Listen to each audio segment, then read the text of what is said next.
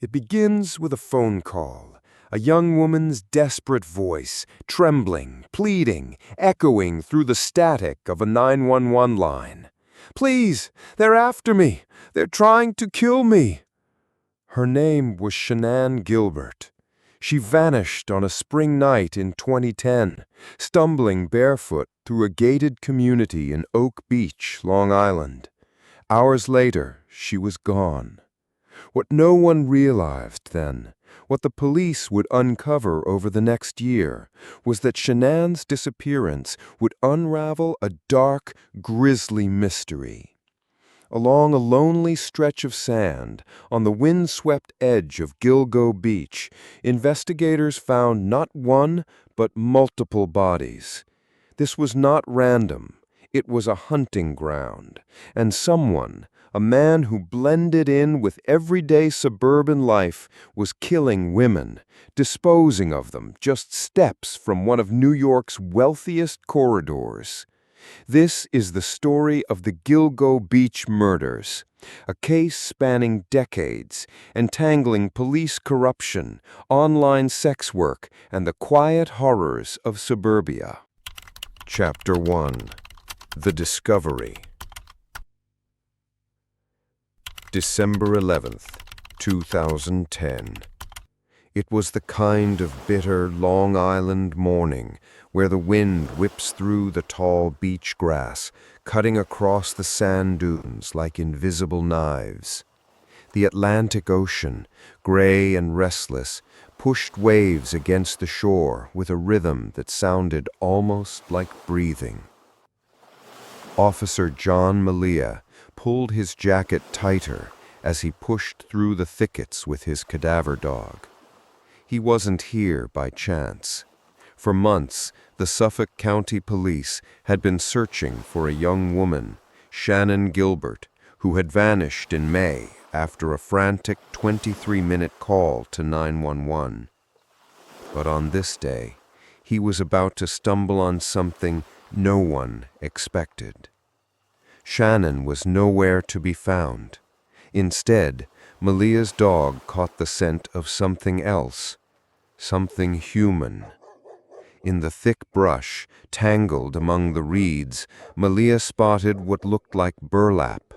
At first, it seemed like trash, discarded fabric, maybe from one of the fishermen or campers who came through the area.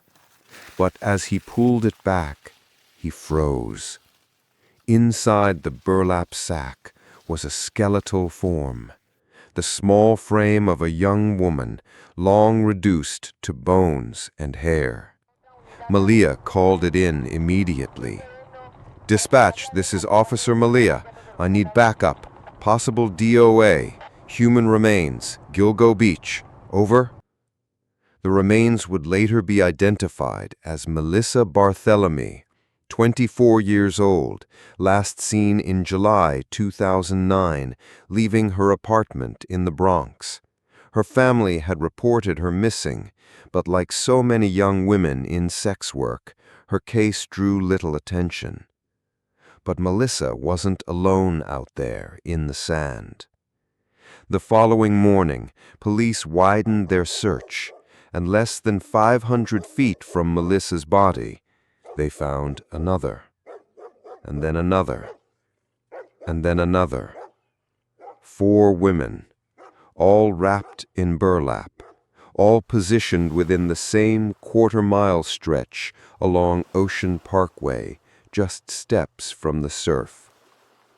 Maureen Brainard Barnes, 25 years old, a single mother from Connecticut, last seen in 2007 after leaving a hotel. Megan Waterman, 22 years old, who vanished after leaving a hotel in Hauppauge in 2010. Amber Lynn Costello, 27 years old, from North Babylon, last seen that same year. And of course, Melissa. The 4 women would come to be known as the Gilgo 4. The similarities were unmistakable. All were petite. All worked as escorts, advertising through Craigslist. all disappeared after meeting a client. Their remains, discovered so close together, suggested a chilling truth. Gilgo Beach was a dumping ground, and someone with knowledge of the area, someone methodical, had been hunting women for years. The news of the discovery hit the media like wildfire. Helicopters circled overhead. Reporters lined the sandy roadside with cameras, their voices nearly drowned out by the gusts rolling in off the Atlantic. Police have discovered 4 bodies along Gilgo Beach, believed to be linked to the disappearance of Shannan Gilbert. Authorities now suspect a possible serial killer may be operating on Long Island. For the families, the pain was immediate and unbearable.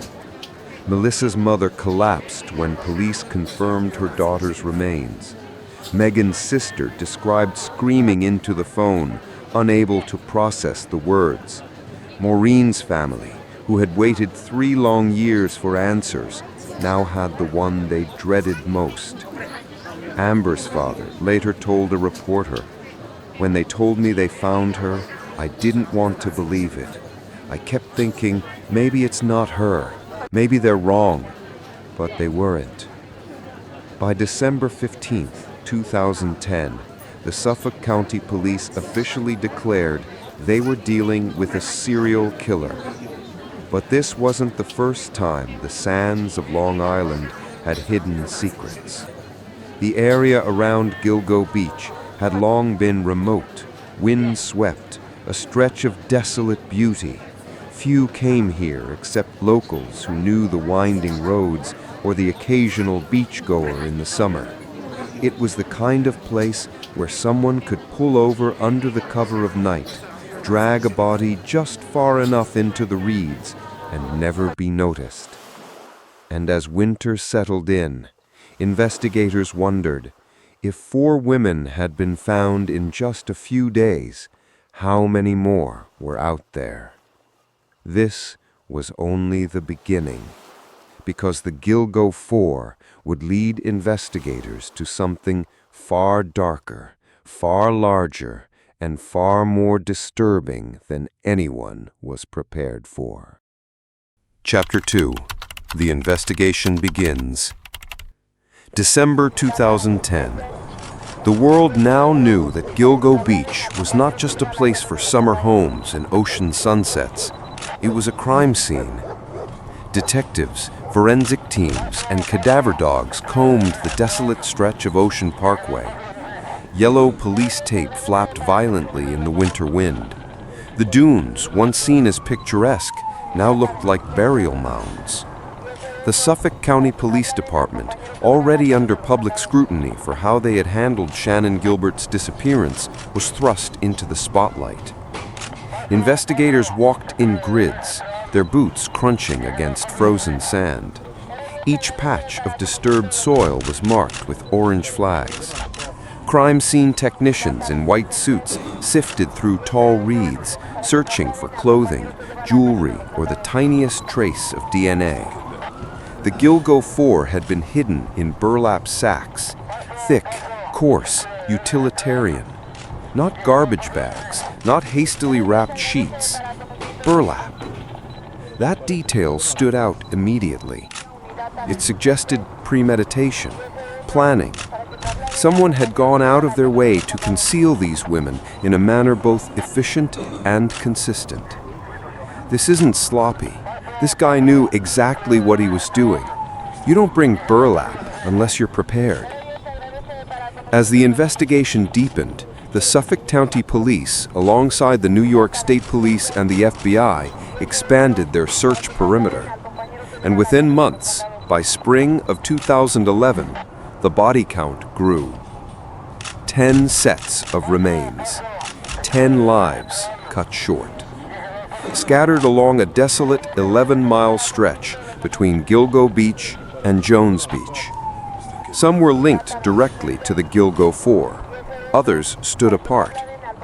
An unidentified Asian male, dressed in women's clothing, found near the others. He was younger, slight of build, his remains suggesting strangulation. A toddler girl, just 2 years old, wrapped in a blanket. Her tiny remains discovered a short distance from an adult woman, believed to be her mother. Partial remains of 2 women, whose skull had been found miles away in Nassau County. The other connected to remains discovered as far back as 1996 on Fire Island. The message was clear. Gilgo Beach was not a single dump site. It was a graveyard. And yet, despite the discoveries, no trace of Shannon Gilbert, the woman whose disappearance had started the search. Her case remained a phantom, haunting investigators, but just out of reach. The task force began piecing together the timeline. Maureen Brainard Barnes vanished in 2007 after telling her sister she was heading to New York City for work. Melissa Barthélemy disappeared in 2009. In the weeks that followed, her family began receiving disturbing phone calls from her cell phone. A man's voice, taunting, vulgar, cruel, called Melissa's teenage sister, using explicit language to describe what he had done to Melissa. The calls came from crowded areas of Manhattan, near Madison Square Garden and Times Square, making it impossible to trace. Megan Waterman, last seen in 2010, leaving a hotel after meeting a client. Amber Lynn Costello, who had also disappeared that same year. All 4 last seen alive within the same 3-year span. All advertised sex work on Craigslist. Same victim type, same disposal method, same location. This is one offender, or at least one very organized offender. To the public, it was a nightmare unfolding in real time. Parents warned their daughters. Craigslist scrambled to defend its platform, and for the families of the victims, grief quickly turned to anger. They accused law enforcement of not taking their loved ones seriously, of dismissing them because they were sex workers. If my daughter had been a banker or a nurse, they'd have been out looking for her the day she went missing. But because she was an escort, nobody cared until she ended up in a burlap sack. This frustration would become a central theme of the Gilgo Beach case. The way society and the system itself valued some lives over others. But in those first months, detectives pressed on. They knew one thing for certain. Whoever the killer was, he was careful, calculated, comfortable enough to revisit the same dumping ground multiple times without being caught. The theories began to spiral. Could the killer be a local, someone familiar with the back roads of Gilgo Beach? Could it be a law enforcement officer? Rumors swirled that only someone with police knowledge could avoid detection for so long. Or was it multiple killers using the same remote stretch to dispose of victims? Meanwhile, Shannon Gilbert's case remained unsolved. Her frantic 911 call was reviewed again and again. For 23 minutes, she begged for help, insisting someone was after her. But her words were panicked, disoriented. Was she high, paranoid, or was she truly being hunted? Her driver said she had run into the night, vanishing into the marshlands of Oak Beach. Neighbors reported seeing her, pounding on doors, crying for help. But when police searched, she was gone. It was this disappearance, this one young woman, that had cracked open the case. And yet, she was still missing. By summer 2011, investigators had 2 horrifying truths on their hands. They had discovered a cluster of victims, all linked by circumstance, method, and geography. And they had no suspect, no leads strong enough to hold, no clear motive. And as the summer sun beat down on Long Island's sandy shorelines, families and investigators alike knew they were staring into the shadow of a predator who was still out there. The Gilgo Four were no longer missing women. They were proof that a serial killer was operating on Long Island. But proof is not the same as answers. and as months stretched into years, the trail seemed to grow colder.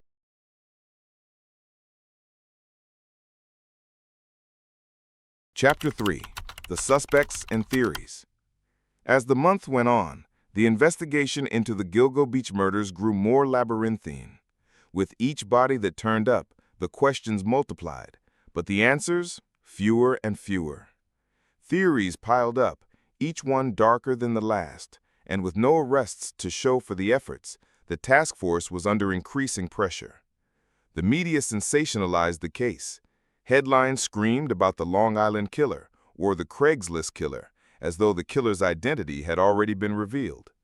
The public was hungry for answers, but the investigators knew better. No conclusions could be drawn just yet, not with this level of complexity, not with this many dead ends. One question had haunted the task force from the beginning. Who was the killer? And just as importantly, why were they using Gilgo Beach? The proximity of the bodies and their near-identical conditions pointed to a killer with a specific modus operandi. But why here? The first theory that emerged was the Craigslist connection. All the victims had advertised sex work through the website, leading investigators to consider that the killer could have been a client. But this theory had its flaws. After all, there were thousands of people using the platform, and only 4 women had turned up dead. And yet, the manner of their deaths, careful, planned, suggested the killer had used his position to select and stalk his victims. The Craigslist theory holds water, but let's think about it. Why 4 women in a 3-year period all dumped in the same spot? Could this be a coincidence? But I don't buy it. As the case dragged on, more theories began to surface, each one more chilling than the last. Could the killer have been a local, someone who knew the area well, perhaps even a police officer, someone who could blend in, someone who knew the terrain, who knew how to work the system to avoid suspicion? Rumors surfaced that the killer had to be local, someone with a detailed knowledge of the roads, the beaches, the marshlands, someone who could get in and out undetected. But a law enforcement officer, that idea stuck in the minds of many. The Suffolk County Police Force, already under scrutiny for their mishandling of Shannon Gilbert's case, faced whispers of corruption. Could someone within the department be involved? You ever think about that? What if one of our own was doing this? Someone who knows how to hide in plain sight? This theory hung like a shadow over the case. Investigators considered every possibility. If there was someone in uniform, what would that mean? How could they possibly track them down without alerting the very person who might be responsible? But there was no hard evidence. The idea remained a theory, floating in the air like the fog that settled over the beach at night. Then came a theory even more unsettling: multiple killers. Was there more than one person responsible for the deaths? Were the bodies placed along Ocean Parkway by different hands? This theory emerged because not every victim was the same. Some had been buried in shallow graves, while others were wrapped in burlap and left exposed. Some had been strangled, others had been dismembered. The differences seemed to suggest a variety of methods, and possibly different people. Look at the way the bodies were disposed of. It's organized, but the variation in how they were killed, that's a red flag. This could be the work of multiple people, or it could be a killer evolving over time. Was there a pattern that the police had missed? Were the killers different in the beginning and then over time began to refine their methods? The investigators found it difficult to keep up with a theory that continued to shift like sand beneath their feet. And yet, with no solid suspect, the case remained a puzzle, the pieces scattered across multiple theories. The investigation seemed to be in a perpetual state of paralysis, always close, but never quite there. Then in 2022, a new lead would finally push the case forward. It was a breakthrough that no one could have predicted. The Suffolk County Police reopened the case, bringing in a new task force. Investigators began revisiting old leads, and new technology, especially cell phone tracking, was applied to the case. They uncovered something chilling: the phone records of Rex Huberman, a man who seemed ordinary on the surface, but whose burner phones had been traced back to several of the victims. We got him. We got the connection. The numbers match. This guy's calling them. He's got their number saved and is using burner phones. It's all right here. Rex Huberman, a 59-year-old architect from Massapequa Park, a suburb near Gilgo Beach, a man who blended into his affluent neighborhood, a man with a family, a career, and now a dark secret that no one could have seen coming. Rex Huberman's arrest in July 2023 stunned the public. Neighbors couldn't believe it. He had been the picture of normality, until now. No, not him. He was just a regular guy. How could he have done this? He was just, a neighbor, someone you'd see at the store. This can't be real. But the evidence was undeniable. DNA from a discarded pizza box tied him to the victims. Burner phone records confirmed his communication with the victims, and as detectives dug deeper, they uncovered an even more disturbing pattern. Huberman had searched for information on the Gilgo Beach case. His internet history showing frequent searches on topics like, why hasn't the Gilgo Beach killer been caught? Huberman, it seemed, had been following the case just as intently as the police. His obsession was becoming clear. But even with the arrest, questions lingered. How many more victims were there? Was Rex Huberman working alone, or had the killer, if it was him, had help? And what about Shannon Gilbert, the woman whose case had sparked it all? Was she just another victim, or had she died in a tragic accident unrelated to the killer? The Gilgo Beach murders were far from over. The search for answers would continue, but now the world had a name. Chapter 4. The Breakthrough. July 2023. It had been more than a decade since the first body was discovered at Gilgo Beach, yet for the families, for the investigators, it still felt like the case was trapped in a fog. Each lead, each suspect had faded into nothingness. But that summer, everything changed. The breakthrough came when a new task force, reinvigorated by new technology and fresh eyes on the case, began re-examining old evidence. Cell phone records, DNA samples, and digital footprints. Information that had once been dismissed now became the cornerstone of the investigation. In a quiet suburban neighborhood near Massapequa Park, the investigators zeroed in on one man, Rex Huberman. Huberman had been living a double life for years. To the outside world, he was a successful architect, a man with a wife, a child, and a respectable career. His neighbors described him as quiet but harmless. He fit the mold of the average Long Island suburbanite. But hidden beneath the surface, Huberman was someone entirely different. The investigation turned to Huberman's cell phone activity. It was here that the first crucial connections were found. Investigators discovered that Huberman had used burner phones to communicate with multiple victims. He had been in contact with them in the weeks leading up to their disappearances. The phone records didn't stop there. The evidence painted a portrait of a man obsessed, not just with his victims, but with the investigation itself. Huberman had been following the Gilgo Beach case, combing through online reports, searching questions like, why hasn't the Gilgo Beach killer been caught? And cell phone tower tracking. Was Huberman taunting investigators, or had he simply underestimated their ability to trace him? It was the pizza box that sealed the deal. On a late-night shift, a detective working through the case's details had an idea. What if they could trace Huberman's DNA through something he'd discarded? When the team found that Huberman had ordered a pizza just hours after one of the murders, they decided to test the box.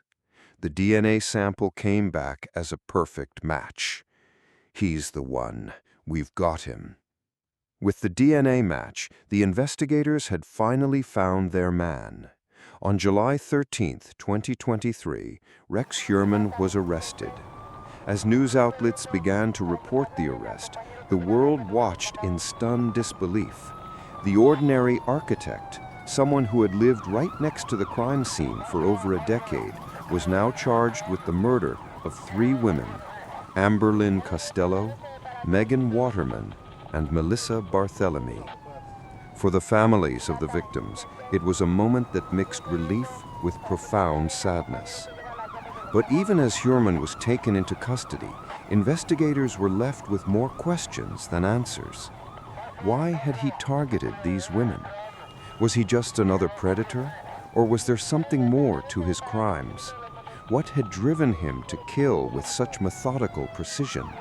And most hauntingly of all, how many victims had Hurman claimed over the years, victims yet to be identified?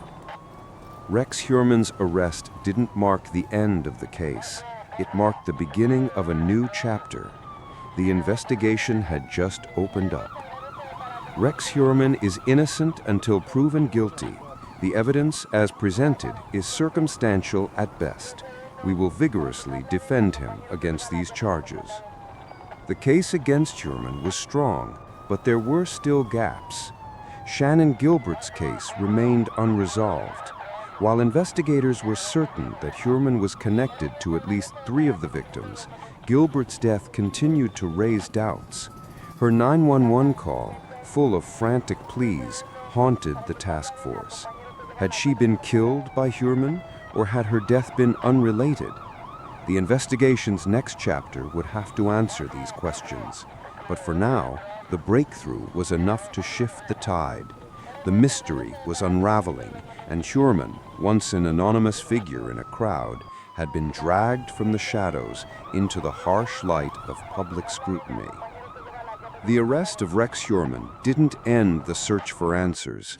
It only complicated them. Because for every answer that emerged, new questions took their place. How many other victims were out there, buried in the sand? How many more families would be shattered? Hurman's capture had not brought closure. It had opened a door that led into the darkest corners of human nature, a door that even now remains ajar.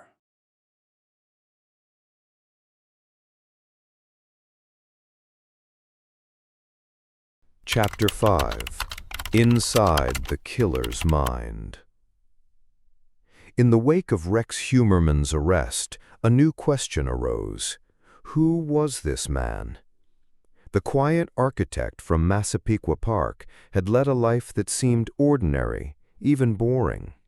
He was a husband, a father, a career man, someone who blended into the fabric of his affluent suburban neighborhood. But beneath the surface, he was a monster. What had driven him to kill again and again? What lay in the mind of a man who could stalk, abduct, and dispose of women like garbage, only to return to his family at night as if nothing had happened? Psychological profiles of serial killers often reveal patterns. In Hurman's case, investigators quickly realized he was not an impulsive killer. No, he was methodical, careful, and calculated, traits that suggested he'd been planning these murders for years. As forensic psychologists reviewed the case, certain aspects of Hurman's life came into sharper focus. Hurman had been obsessed with the idea of control. The women he targeted were vulnerable, often involved in sex work, marginalized and easy to exploit.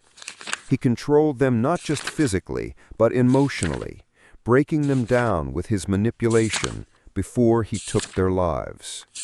But even more chilling was his ability to compartmentalize.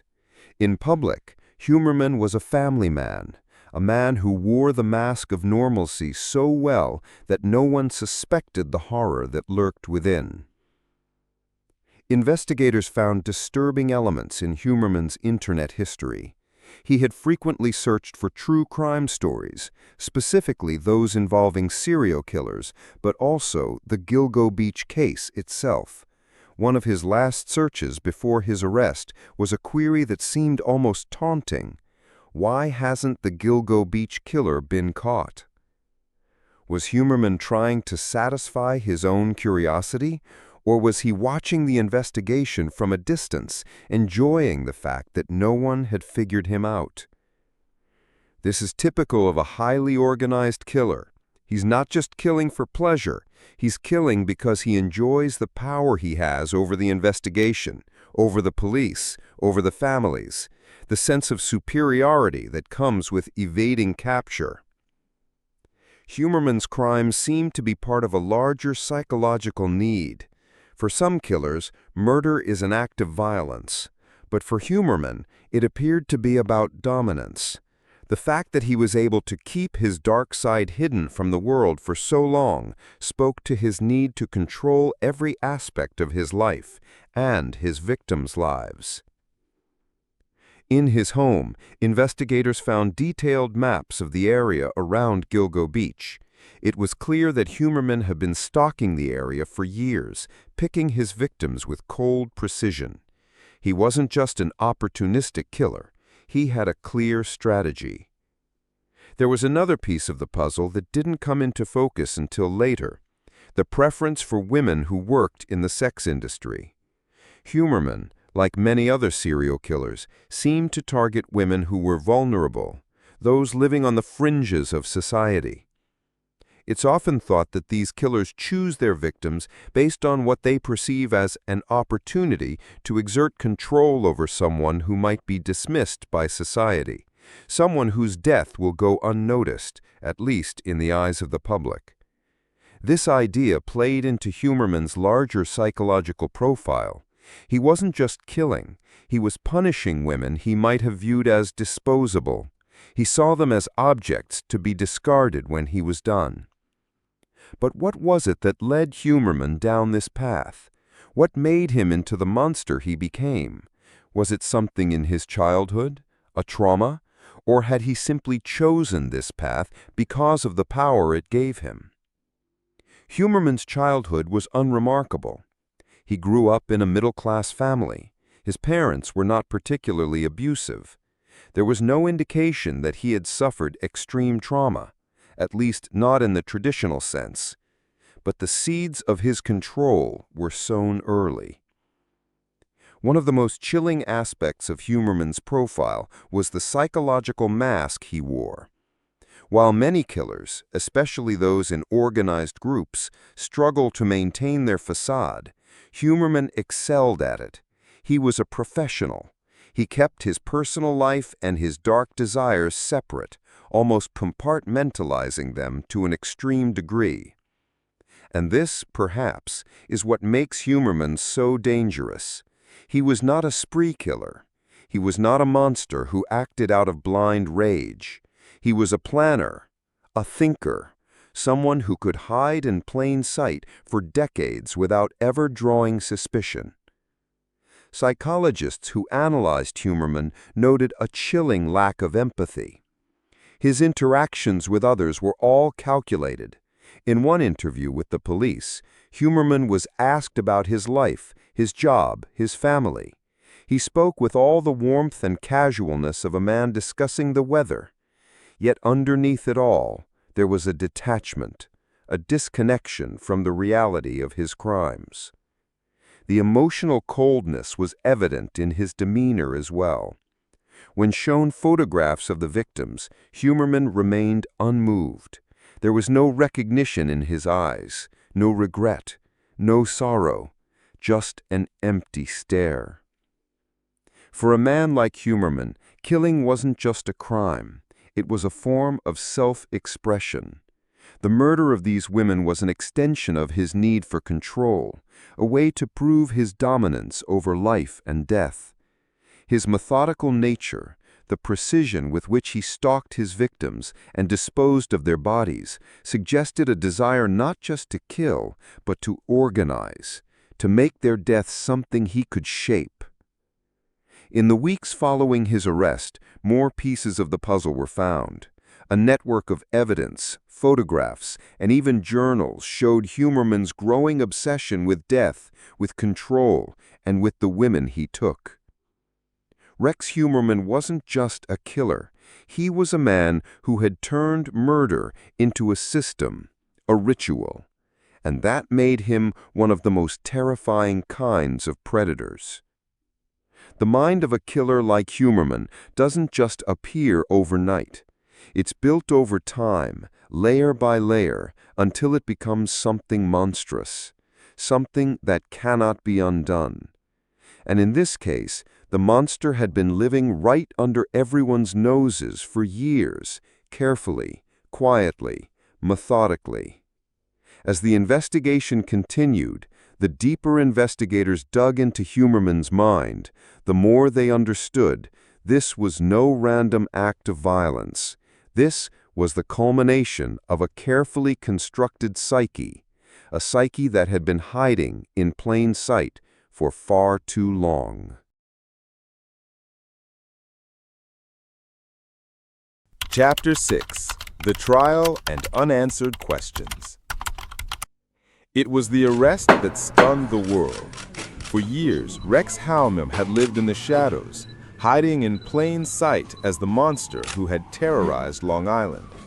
But when he was finally arrested in July 2023, the world thought justice was just around the corner. Yet as the legal proceedings began, a dark truth became clear. The case was far from over. Rex Howman's trial began in early 2024. His defense team immediately set the tone.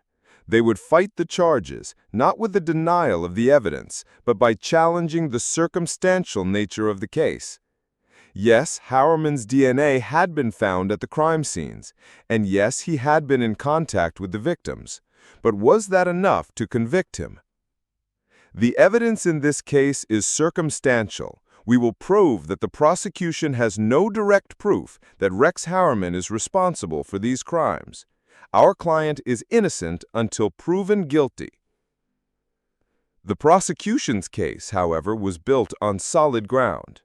DNA evidence from the pizza box Howman had discarded, his phone records linking him to the victims, and his detailed search history.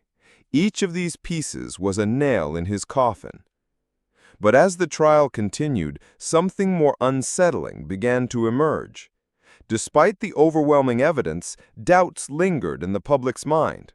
Was Howman truly responsible for all of the killings? Shannon Gilbert, whose disappearance had sparked the investigation, remained a shadow over the trial. Despite the breakthrough with Howman, questions about her death were still unresolved. Some argued that Howman was the killer behind Gilbert's death. After all, he had been active in the area during the time of her disappearance. Others believed Gilbert's death was accidental, the result of her panic-induced flight through the marshlands, and that her death had no direct connection to Howman. The unanswered questions surrounding Shannon Gilbert's death seemed to hang in the air like an unsolved riddle. Was Howman truly the killer, or was he part of a larger network of criminals? Were the killings the work of a single man, or were there others who had yet to be brought to justice? And why had Howman chosen his victims so carefully? Why women who were vulnerable, marginalized, those whose society often looked away from? These questions, haunting and unresolved, only added to the eerie complexity of the case. As the trial continued, investigators began to re-examine old evidence, searching for connections between Howman and other unsolved cases. Could there be more victims? Was there a pattern they had missed? Forensic experts worked tirelessly, reanalyzing evidence from past murders that had never been linked to Howman. Some experts believed that there could be more than just the 3 confirmed victims, and that Howman's killing spree could have stretched across a much longer timeline. The chilling possibility hung in the air. How many more women had Howman been responsible for? How many families had never received answers, never had the chance to grieve properly? Every victim tells a story, and there are a lot of victims we still haven't identified. We know he was active for years. The question is, how many women did he target before they were found? Despite the mounting evidence against him, Howman remained largely unemotional throughout the trial. The cold detachment he had shown in interviews and during his arrest had carried over into the courtroom. For those watching, it was both chilling and perplexing.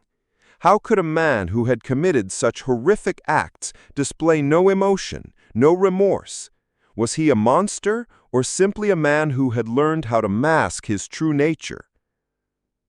As the weeks wore on, the trial became a media circus. Reporters camped outside the courthouse, and the public couldn't look away. Each day, new details of Harriman's life came to light. His troubled marriage, his bizarre behaviors, the long history of surveillance he had conducted on women. Some began to wonder if the Harriman family had been aware of his double life. His wife, Mary Harriman, had been publicly supportive during his arrest, but what did she really know? Was she complicit in some way, or was she an unwitting accomplice to her husband's crimes? Rex Harriman, the family man, the architect with a dark side. How long did his wife really know? Could she have been blind to his actions, or was she part of his deception? The questions about the Harriman family remained unanswered. While some argued that his wife might have been unaware of the killings, others pointed out that the nature of his crimes, carefully planned, hidden in plain sight, seemed to suggest a level of control over every aspect of his life. Could it be that Harriman had used his family as a shield, a cover for his true nature? For the families of the victims, the trial was only the beginning of their journey toward closure. Even with Harriman in custody, the pain of losing a loved one remained. They waited for justice to be served, but even that wasn't enough. The questions would never fully disappear, and the loss was never truly healed. As the trial moves forward, the truth about Harriman will continue to unfold. But for now, the mystery remains. How many more women were out there, victims of a killer who had hidden in plain sight for so long? The case of the Gilgo Beach killer is far from over. In many ways, it has only just begun. Because in the end, even when justice is served, there are always questions left behind. Questions about the nature of evil, about how it can hide in the quietest corners of our world, and about how long it takes for the truth to surface, if it ever does.